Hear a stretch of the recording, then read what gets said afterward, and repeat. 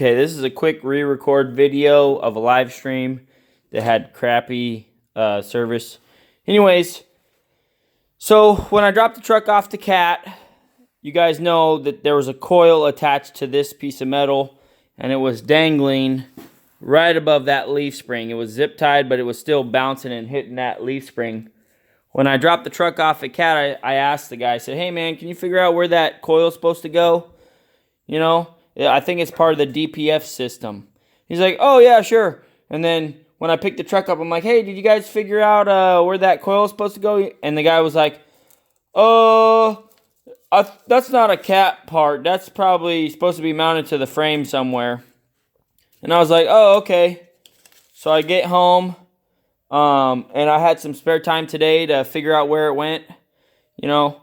And so these two were both attached to the motor with bolts, and this thing was attached to the coil. And let me just show you. I made my own bracket. See the metal I cut it out of?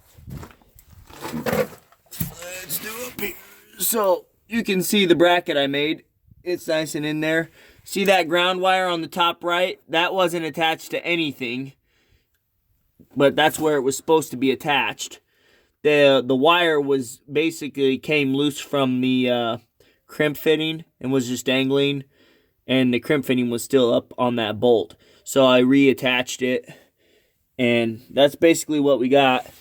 It used to be the whole coil was attached to this hose right here, you know, and it was basically bouncing off the leaf spring right there. So got that fixed. It's my small gripe with the Cat mechanic, because I asked them to fix it and they didn't really fix it.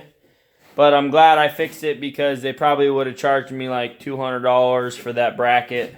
So I'm glad I ended up fixing it myself, you know, basically. That's the gist of the video, the live stream. Anyways, guys, my wife brought me some tacos. So I'm going to eat some dinner. And then I'm going to clean this mess up. So anyways, guys, thanks for tuning in.